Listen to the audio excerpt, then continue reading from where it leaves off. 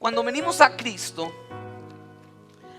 y encontramos el perdón, encontramos la salvación, sabemos lo que Dios hace en nosotros y empezamos a creer en que el Señor nos llama, muchas veces ocurre algo en nosotros que nos impide ir más allá y se llama el pasado.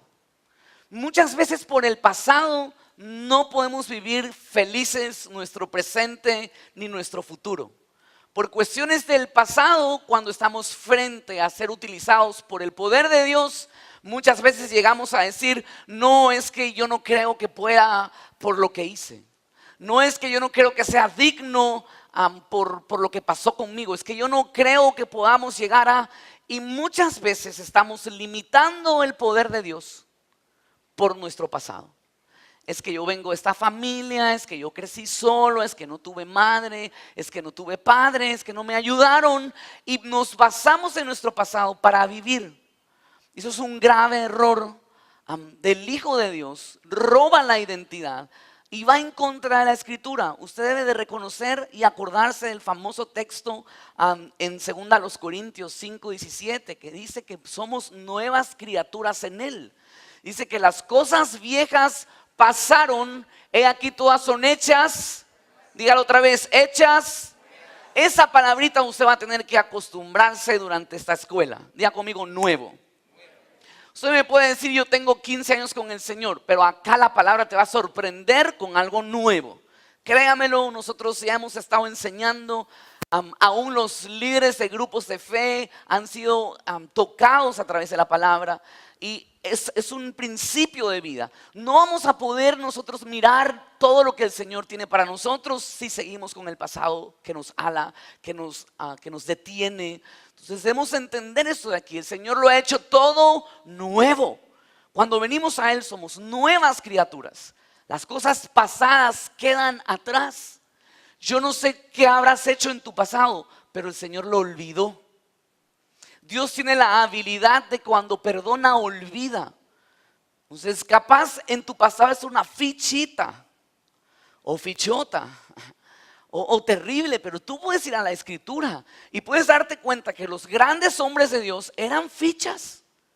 Mis hermanos eran fichas.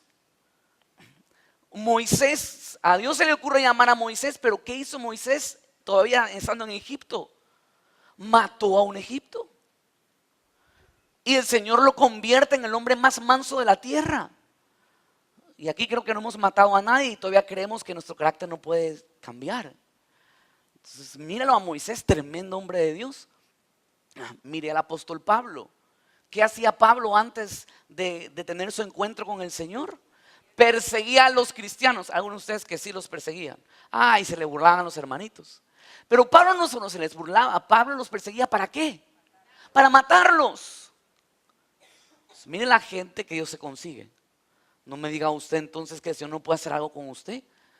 Y Pablo, de perseguidor y de matón, pasa a ser el hombre que escribe inspirado. El Espíritu Santo le habla y llega a ser un hombre que bendice tanto, que gana un continente y que realmente el Espíritu lo usa con tanta fuerza a través de la Escritura. Entonces el pasado debe quedar atrás. Si usted y yo vamos a tomar enseñanzas a partir de hoy, debemos entender esto. Lo pasado está pisado. Pise su pasado ahí, a ver. Pise, ya se acabó, ya no más pasado. Ahí está. Ya no más, la pasada manera de vivir queda atrás. Sí, pastor, es que yo todavía ando agarrando el pasado. Sí, pero todo empieza con lo que tú vas a declarar. Yo declaro algo nuevo para mi vida. Amén. Yo declaro tiempos nuevos. Yo quiero lo nuevo de Dios. ¿Hay alguien aquí que quiera lo nuevo de Dios? Lo nuevo de Dios, dice la palabra. Por eso es cuando usted escucha que la gente dice viene algo nuevo. Es que es así en la palabra. Vienen cosas nuevas. Y usted lo va a mirar hoy. Entonces debemos entender esto. Tu pasado queda atrás, Dios lo quiere nuevo. Venga a Marcos capítulo 2 y verso 18. En los evangelios usted va a encontrar que habían 3 tipos de discípulos. Dice, y los discípulos de Juan y los de los fariseos ayunaban y vinieron y le dijeron, ¿por qué los discípulos de Juan y los de los fariseos ayunan y tus discípulos no ayunan? ¿Cuántas clases de discípulos se ve aquí en este texto? 3. Una, los discípulos de Juan, Otra, ¿quiénes? ¿Los discípulos de quién? Los fariseos. Y la tercera, los discípulos de Jesús. Estos eran nuevitos, apenas y llamados. Aquí recién empieza el ministerio de Jesús. Entonces hay quienes son discípulos de Juan, hay quienes son discípulos de los fariseos y hay quienes son discípulos de Jesús. Ser un discípulo de los fariseos es aquel corazón religioso.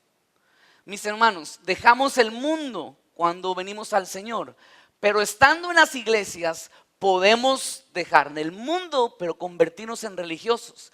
Yo no sé qué es más duro, ser mundano o religioso. Las dos son mal negocio, mis hermanos.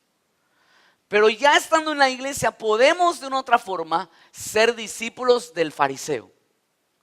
Es decir, ser discípulos religiosos, que hacemos las cosas que Dios ha hecho, que Dios nos ha dado en una rutina en donde perdemos la esencia del por qué lo hacemos, pero sencillamente hay que cumplirlo y no importa qué haya que hacer, es ley.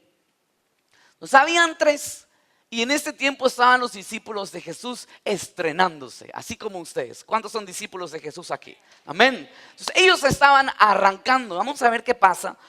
Empezó aquí la disputa entre ellos en que ¿por qué no ayunaban los discípulos de Jesús? Mira el 19. Jesús les dijo: ¿acaso pueden los que están de bodas ayunar mientras está con ellos el esposo? Entre tanto que tienen consigo al esposo, no pueden ayunar. Pero vendrán días cuando el esposo les será quitado. Entonces en aquellos días ayunarán. Nadie pone remiendo de paño nuevo en vestido viejo. De otra manera, el mismo remiendo nuevo tira de lo viejo y se hace peor la rotura. Y nadie echa vino nuevo en odres viejos. De otra manera, el vino nuevo rompe los odres y el vino se derrama y los odres se pierden. Pero el vino, ¿cómo lo llama? ¿El vino cómo? Acuérdese esta palabrita, el vino nuevo en odres ¿cómo? Nuevos se ha de echar. Levante su mano derecha y diga conmigo: yo me declaro un odre nuevo. Ahora, estaban, baje la mano, los discípulos de Jesús, ellos estaban de fiesta. Había la tradición de que los discípulos de los fariseos y aún los de Juan ayunaban de 2 a 3 veces por semana. Entonces ellos tenían martes, jueves y viernes como ejemplo días de ayuno. Entonces imagínense ellos ayunando y de repente los discípulos celebrando. Y si empezó la pelea aquí, que por qué no ayunaban, es que los vieron haciendo ¿qué cosa? Híjole, ¿cuántos sabemos aquí que los cristianos comen bien? Ahora imagínense los discípulos de Jesús.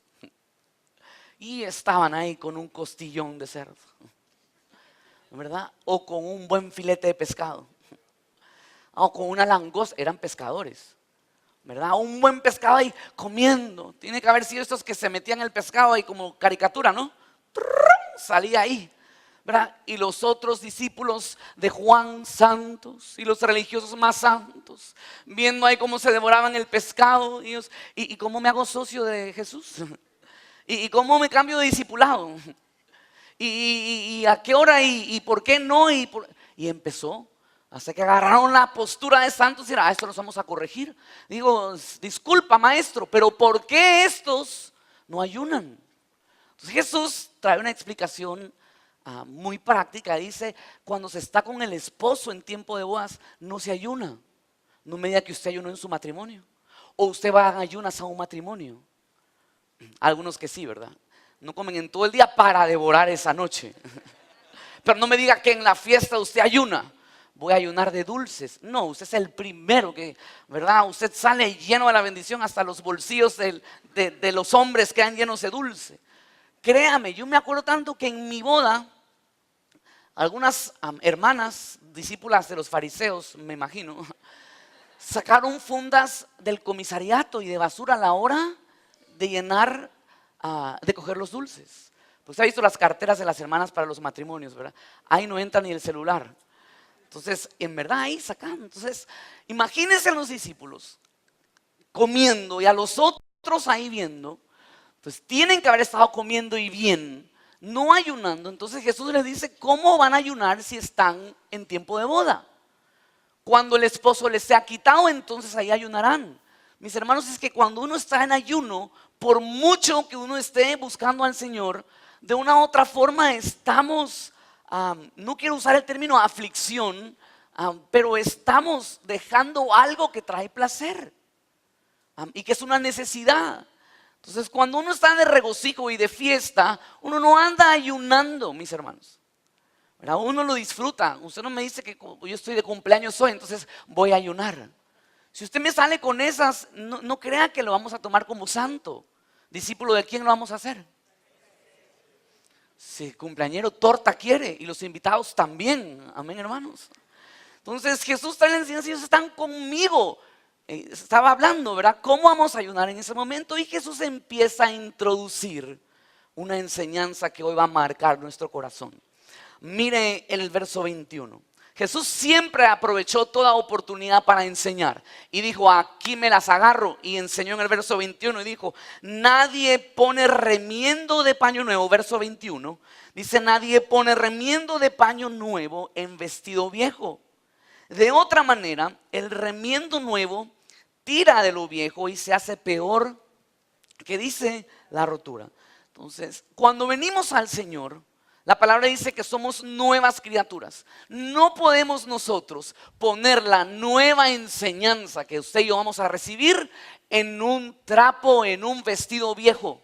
No podemos poner un parche nuevo, es decir, lo hermoso que usted va a recibir ahora, sobre un vestido religioso. Porque dice que el parche nuevo va a alar y va a hacer la rotura más grande. Entonces, mira el siguiente verso, vea el 22. Y nadie echa vino nuevo en odres viejos. De otra manera, el vino nuevo rompe los odres y el vino se derrama y los odres se pierden. Pero el vino nuevo en odres nuevos se ha de echar. Entonces, vamos a explicar rápido el tema de los odres para que usted lo entienda. Los odres eran aquellos containers o como recipientes en donde se echaba el vino, y este odre estaba hecho de piel del cabrito. Entonces a la piel del cabrito le cosían los huecos, las patas o los orificios, se lo dejaba, recibía un tratamiento y se le invertía vino. Estos eran como bolsas que se llevaban de viaje de un lado al otro y el vino se mantenía ahí. Pero Jesús empieza a enseñar y dice que nadie puede echar un vino nuevo en un odre viejo. ¿Cómo se hace viejo un odre? Conforme pasa el tiempo, a través de la lluvia o a través del calor o de lo expuesto al diario vivir, el odre se reseca. Entonces el odre debía ser tratado. No se desechaba un odre, porque desechar un odre y decir no, es que tengo nuevo vino, entonces echo el viejo, era muy costoso. No era negocio andar cogiendo odres, hacer odres otra vez, costaba mucho dinero. Entonces el odre viejo se le daba mantenimiento y podía servir otra vez para el nuevo vino que se iba a echar. No se lo podía echar sobre un odre viejo el vino nuevo, porque al ingresar el vino dentro, el vino pasaba su fermentación al ser nuevo y eso hacía que el odre se parta. Entonces el odre necesita un especial trato. Y el trato que le daban era remojarlo en agua, y después de remojarlo en agua se lo sacaba al sol a secar y se lo untaba con mucho aceite. Eso permitía que esté húmedo y que no se parta y pueda recibir el nuevo vino. Entonces el Señor no quiere desechar ningún odre. Hoy los odres se representan en tu vida y en la mía. Podemos muchas veces llegar a ser odres viejos y no por edad, sino porque el tiempo pasa y porque hemos permitido que enseñanzas se conviertan en una rutina que se llama religiosidad. Y que nos portemos no como discípulos de Jesús, sino discípulos de ¿quién? De los fariseos, ¿verdad? Porque a los fariseos les estaba hablando y los estaba desafiando a dejar de ser odres viejos y ser renovados por el vino nuevo que el Señor quiere echar. Entonces, ¿qué le quiero enseñar yo hoy a usted? Usted puede tener mucho tiempo en el Señor. Usted capaz es un odre ya de muchos años. Capaz es un odre fresquito. pero usted va a necesitar agua y aceite para recibir la poderosa palabra de Dios cada vez que usted y yo aprendamos aquí. El agua representa la palabra de Dios, porque es el agua viva. Y el aceite representa la unción. Entonces, mire usted en qué vamos a estar metidos constantemente: en palabra y en unción, en palabra y en unción, en palabra y en unción. ¿Cuántos quieren palabra y unción esta noche? Amén. Entonces, el odre necesita ese trato: palabra y unción. El odre se lo ponía en agua y se le untaba aceite. Entonces, nuestra vida, para recibir la fresca palabra, un vino fresco y nuevo, va a necesitar ser confrontada con esto. Entonces, van a haber enseñanzas que usted vea, pura escritura.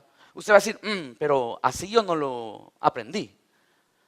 Es que a mí hace 48 años me enseñaron que. Entonces, usted va a decir, yo declaro que voy a hacer odre nuevo. Usted va a necesitar dos cosas. ¿Cuáles? Que es palabra. Eso es lo que usted va a tener en esta escuela.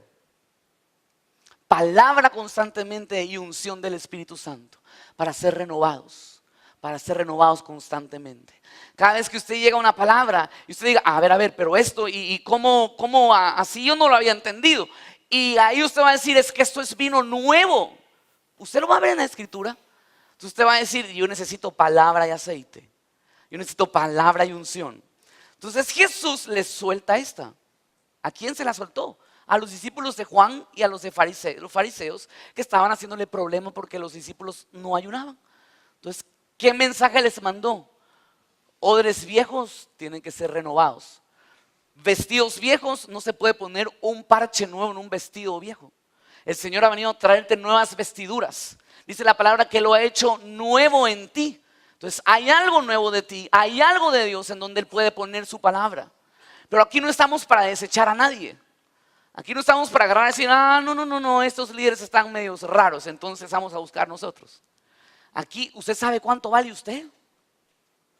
¿Sabe cuánto es su valor? La sangre de Cristo, mis hermanos. ¿Cómo se nos va a ocurrir a usted y a mí desechar a alguien? No se le ocurra a usted decir, es que este de líder, yo no creo mucho que vaya a. No, mis hermanos. Todo odre tiene la oportunidad de ser renovado cuando es sumergido en palabra y la unción del Espíritu Santo. Así que todo aquel que quiera palabra y unción califica para ser un odre nuevo. ¿Habrá alguien aquí esta noche? Amén, amén. Créalo así para su vida. Entonces los discípulos tienen que haberse quedado capaz como algunos de ustedes que me están viendo. Vamos a mirar qué ocurre. Siga conmigo. Ahí mismo en Marcos, vamos a mirar al verso 23.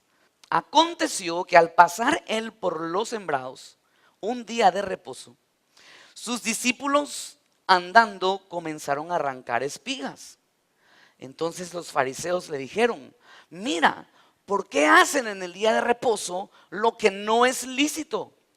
Pero él les dijo, ¿nunca leísteis lo que hizo David cuando tuvo necesidad y sintió hambre? Y él y los que con él estaban, ¿cómo entró en la casa de Dios siendo Abiatar sumo sacerdote y comió los panes de la proposición, de los cuales no es lícito comer sino a los sacerdotes, y aún dio a los que con él estaban? También les dijo, el día de reposo fue hecho por causa del hombre y no el hombre por causa del día de reposo. Por tanto, el Hijo del Hombre es Señor aún del día de reposo. Otra vez los discípulos metiendo en líos a Jesús. Era el día de reposo y estos que empezaron a hacer, a arrancar espigas. Entonces usted solo imagínese la escena. Los discípulos de los fariseos tienen que haber estado ¿con qué? ¿Verdad? Entonces capaz si ayunaban también ese día y de repente andaba Pedrito, Juanito, estas joyitas de discípulos que Jesús agarró, ¿verdad? Y vieron por ahí espigas y empezaron, ¿no? A agarrar esta y agarrar aquella y mira, y esto y qué rico y agarrando. Entonces los discípulos de los otros empezaron otra vez la barriga a sonarles. Y de paso el día de reposo. En el día de reposo como tal fue creado para reposar. Pero esto se convirtió en una ley tan fuerte que perdió la esencia por la cual fue traída. Y la gente estaba tan empecinada de no hacer nada que se cansaban en la lucha de que nadie haga algo. Porque todos estaban tensos no sé, miren, hasta hoy, mis hermanos, hasta hoy es así en el tiempo del descanso. Yo alguna vez le comenté, nosotros tuvimos la oportunidad de estar en Tierra Santa hace unos años atrás, y justo el día sábado que estábamos en el hotel hospedados, el ascensor que cogimos era un ascensor del día sábado. Y ese ascensor estaba programado automáticamente para que vaya de piso en piso. Entonces nosotros sin saber nos metimos ahí y adivinen qué hice yo. Me puse a aplastar los botones para que el ascensor se cierre. Porque de paso se quedaba 5 minutos abiertos hasta que la gente se llene ese ascensor. Y un montón de judíos estaban ahí. Y llegué yo, solo con carita de judío en ese ratito, por eso me dejaron entrar. Pero cuando entré al ascensor empecé a aplastar para que se cierre la puerta. Y empezaron esos pobres hombres a retorcerse. Y hablaban. Y como no hablaban lo que yo entendía, yo seguía ahí. Cuando se cerró el ascensor, iba de piso en piso. ¿Qué creen que hacía yo? Yo aplastaba el piso mío para que suba y yo bravo porque esta cosa iba parando de piso en piso. Yo estaba como un discípulo en el día de reposo agarrando espigas. Tenían hambre. No sabemos la jornada que tuvieron el día anterior. Iban a comer. ¿Qué de malo había en comer? ¿Qué de malo había en agarrar? Pero se armó un problemón. Entonces Jesús responde y mira otra vez cómo Él responde. Mire el verso 25, dice: ¿nunca leísteis lo que hizo David cuando tuvo, ¿qué tuvo David? Esta palabra es clave para esta noche. ¿Qué tuvo David? Dígalo otra vez: necesidad. Y apúntenme esa frase, esa palabra, necesidad. ¿Nunca leísteis lo que hizo David cuando tuvo necesidad y sintió qué cosa? Hambre. El hambre es una necesidad. Amén, hermanos. Y él y los que con él estaban, ¿cómo entró en la casa de Dios? Siendo Abiatar sumo sacerdote, y comió los panes de la proposición, de los cuales no es lícito comer, sino a los sacerdotes. Y aún dio a los que con él estaban. Si usted va a mirar este pasaje en el libro de Samuel, usted va a mirar que no es que David entró y dijo: ay, ¿dónde están esos pancitos calientes? A ver, acá adentro. No, el sacerdote se los da. Pero estos panes no eran para que lo coman sino solo los sacerdotes. Y a David se le ocurrió tomar esos panes y no solo comérselos él, sino dárselo a los amigos muertos de hambre con los que tuvo que haber estado. Entonces, imagínense, ahora, es que ellos no lo agarraron porque lo agarraron, el sacerdote se los dio. Pero ¿qué tuvo David? Una necesidad. Jesús no se mueve por leyes hechas rutinas con sabor a religión. Algunos están apuntando eso.